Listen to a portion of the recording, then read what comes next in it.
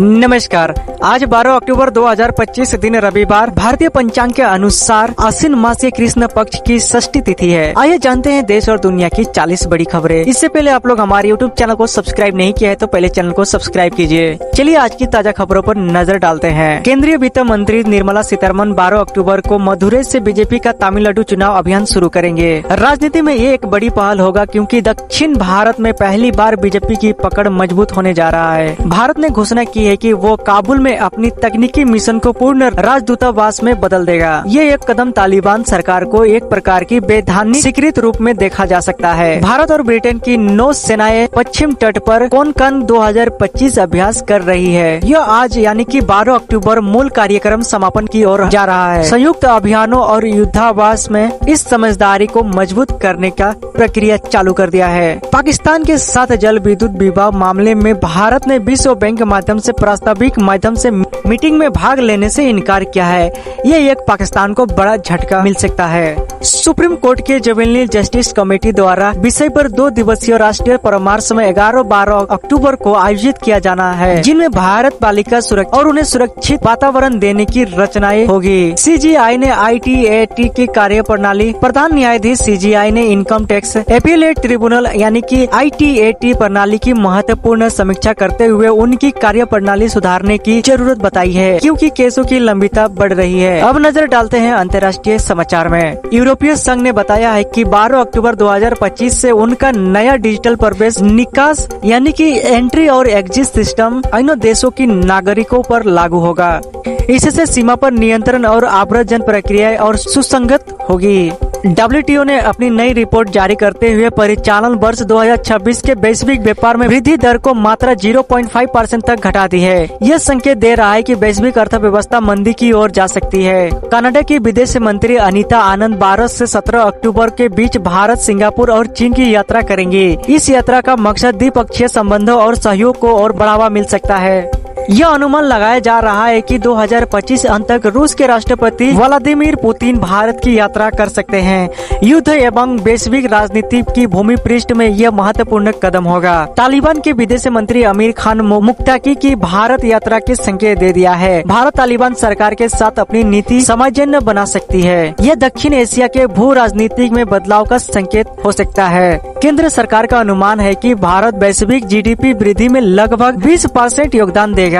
इसका कारण घरेलू मांग एवं आर्थिक नीतियों पर मजबूती। LG इलेक्ट्रॉनिक्स अपने भारतीय शाखा के लिए इस अक्टूबर में बड़ी IPO लाने की योजना बना रहा है, जिससे भारत में उसकी उपस्थिति और पूंजी बढ़ेगी। स्टेला नामक रियल एस्टेट प्रोजेक्ट की कहानी देशों के रियल एस्टेट क्षेत्र में बड़ी समस्या उजागर करती है। अधूरे प्रोजेक्ट्स, कमजोर प्रवर्तन और हताश गृह खरीदार में अभी भी भय का माहौल है। सरकार ने PLI यानी कि प्रोडक्शन लिंक इंसेंटिव योजना में टेक्सटाइल सेक्टर के लिए बड़ी बदलाव किए गए हैं। इससे टेक्सटाइल उद्योग के और बढ़ावा मिलने का उम्मीद जाग चुकी है। WTA ने नई रिपोर्ट के में वैश्विक व्यापार वृद्धि को घटाकर 0.5 कर दिया है, जो संकेत है कि अंतर्राष्ट्रीय व्यापार में चुनौतियां बढ़ सकती है। भारत और ब्रिटेन के बीच वार्ता, व्यापार, निवेश और फिनटेक क्षेत्रों में सहयोग को बढ़ावा देने की बात शुरू हुई। यह दोनों देशों की आर्थिक रणनीति को जकड़ने वाला कदम होगा।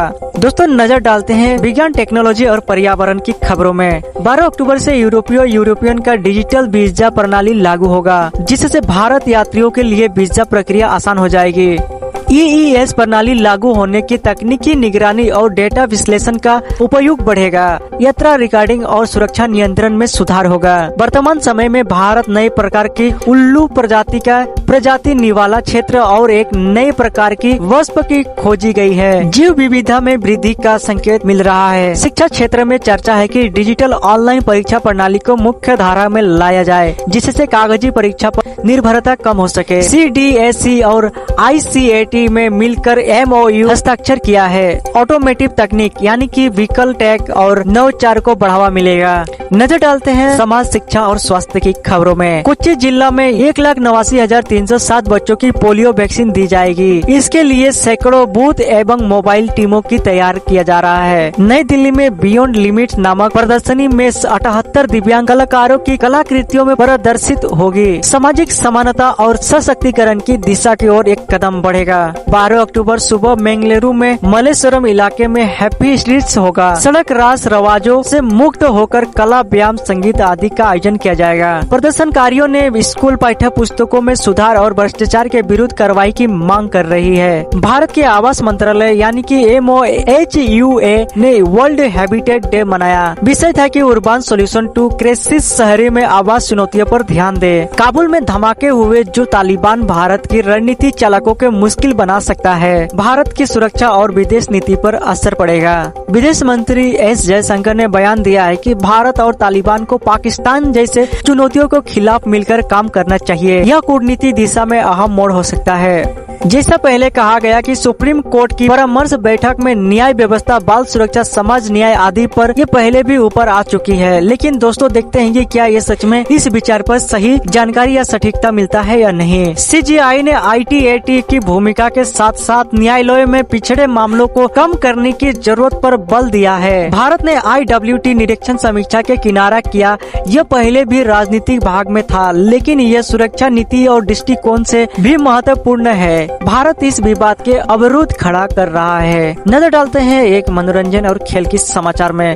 प्रसिद्ध रॉक बैंड द समथिंग पैम्पकिन की 12 अक्टूबर को मुंबई रॉक इन्वेशन 2025 टूर के अपना पहला संगीत कार्यक्रम देंगे। राजमाता जीजाबाई ट्रॉफी महिला फुटबॉल प्रतियोगिता जारी। 2025-26 राजमाता जीजाबाई ट्रॉफी महिला राष्ट्रीय फुटबॉल चैंपियनशिप प्रतियोगिता 4 सितंबर से जारी है और 15 अक्टूबर तक चलेगा। आर्चरी प्रीमियर लीग 2025 समापन करीब। 2025 की पहली आर्चरी प्रीमियर लीग के 2 से 12 अक्टूबर तक हुई थी। ये तीरंदाजी खेल के जनमानसन में लोकप्रिय बनाने की दिशा की ओर एक कदम। BWF world junior championship India में चल रही है। गुवाहाटी में BWF वर्ल्ड जूनियर चैंपियनशिप हो रही है, जिसमें जूनियर स्तर पर विश्व की शीर्ष टीमों भाग ले रही है। इनमें सुहांडी नेता कप भी शामिल होगा। अब नजर डालते हैं अन्य समाचारों में। गूगल ने इडली को समर्पित डोडली किया। 11 अक्टूबर को गूगल ने भारतीय लोकप्रिय व्यंजन इडली के सम्मान में एक विशेष डोडल प्रकाशित किया है। इस व्यंजन की सांस्कृतिक महत्व दिखाने के लिए एक कदम की ओर गूगल ने एक नया से कदम उठाया है। 12 अक्टूबर को न्यूयॉर्क में टाइम्स स्क्वायर में दिवाली महोत्सव का 10वां वर्ष समारोह मनाया जाएगा। यह भारत और अमेरिका संस्कृति में संबंधों को दिशा दर्शाता है। भारत इंटरनेशनल सेटिंग की वार्षिक कला एवं संस्कृत महोत्सव का इस बार थर्स सी स्पीक थीम पर महिलाओं की आवाज को मुखर किया जाएगा। दोस्तों आज ये रही 40 खबरें आपके लिए, जो कि बहुत ही महत्वपूर्ण है जानना। अगर आपको खबर जानकर अच्छा लगा हो तो हमारे YouTube चैनल को सब्सक्राइब करना ना भूले। मिलते हैं अगले खबर के साथ, तब तक के लिए जय हिंद, जय भारत, वंदे मातरम।